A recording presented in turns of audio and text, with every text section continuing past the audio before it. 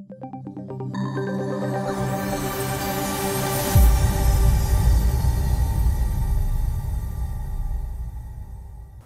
firefighter paramedic Jeremy Myers here with the Rowlett Fire Department. I'm Josh Brock, also a firefighter paramedic with the City of Rowlett Fire Department. We wanted to take a short time to explain some new concepts, policies, procedures in the way that our department is responding to the COVID-19 pandemic. First and foremost of which is some changes to the way that we're dispatching to calls. So if you call 911 and you show the signs and symptoms through a pre-screening with dispatch of coronavirus, then you are going to get routed to one of us for a new telemedic program, which we will cover later on in this video.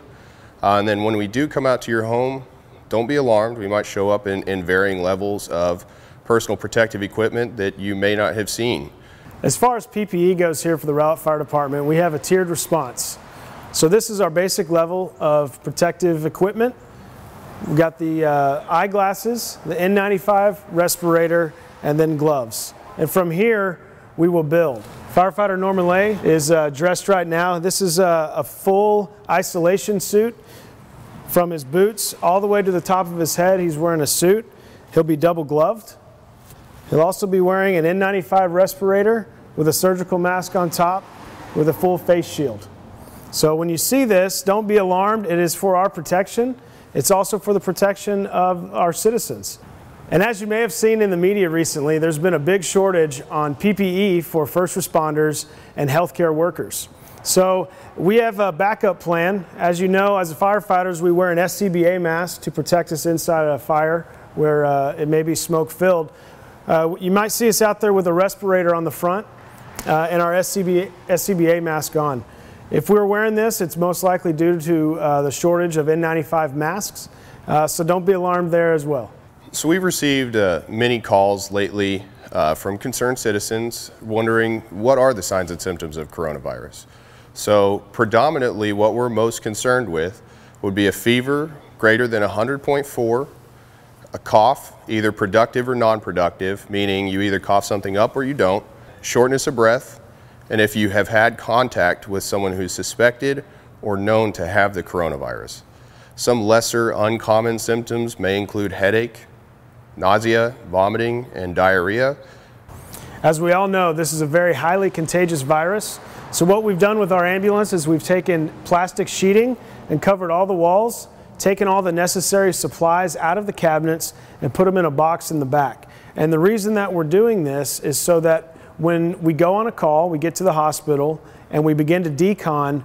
If we didn't have the plastic sheeting up, we would have to decon every item and every nook and cranny in this ambulance. So by putting the sheeting up, we're able to spray each wall every morning and after every call so that we can ensure that we have a clean box for the next patient and we can respond a lot quicker after decon. So we're currently standing right now in the EMS office, and this is predominantly where the telemedic will be when he fields calls and video conferences patients with possible COVID-19 symptoms. When we started this program last week, we started getting many questions, and the question was, how do we get a hold of this telemedic? Well, that's simple. You still just dial 911.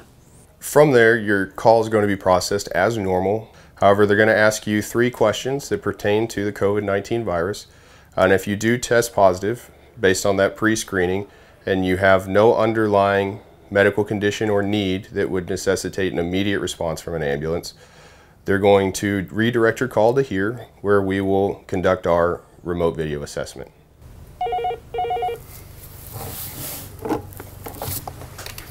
This is Rowlett Firefighter Paramedic LaCroix.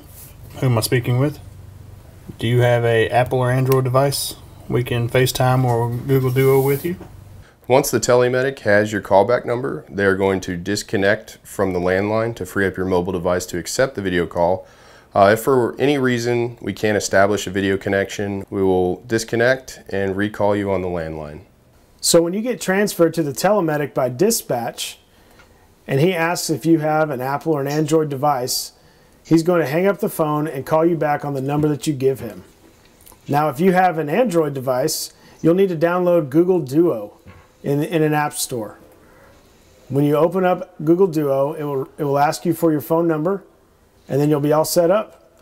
And the number that you give us is what we'll dial you on a video conference call.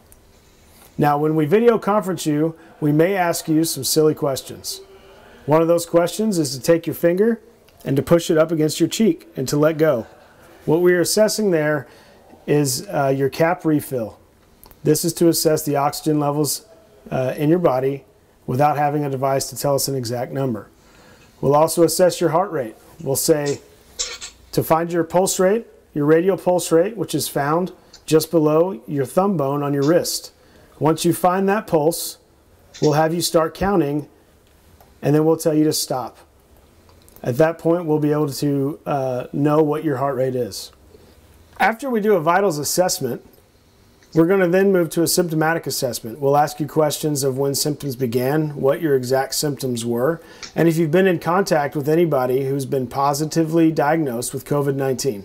After we complete our full assessment, we will then discuss what options that you should take per the CDC guidelines.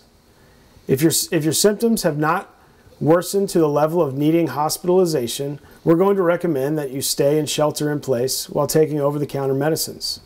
After discussing the possible options that you may want to take, if you decide to remain home and shelter in place, then a paramedic will follow up with you the next day to see how you're feeling. If anything changes, then you can always follow the same steps that you just went through by calling 911 and being transferred to a telemedic. If for some reason we cannot make contact with you, or you decide that you would like a face-to-face assessment, we'll send our ambulance out to your residence and give an in-person assessment. At that time, we can discuss further options of being transported to the hospital or staying at home again and sheltering in place. The purpose of this program is to, number one, protect our citizens and our first responders from undue exposure. We also want to protect our hospitals. As you've seen in the media, many hospitals are being overloaded with all kinds of patients, from severe to less severe to mild. If we inundate the hospitals with mild patients, then they're not going to be able to take care of their severe patients. So this program is designed to help alleviate that pressure from the hospitals. Thanks for watching this video today. We hope you learned something. We hope you learned what to expect if you see us out in the community at a neighbor's house. Hopefully not, but if you do, don't be concerned at our PPE. It's there for your protection. Also, on behalf of the Rowlett Fire Department, we want to ask and highly encourage your participation in this telemedic program, and we think that it can genuinely protect our citizens and ourselves from undue contamination or exposure potential, and so we actively encourage your participation in this program.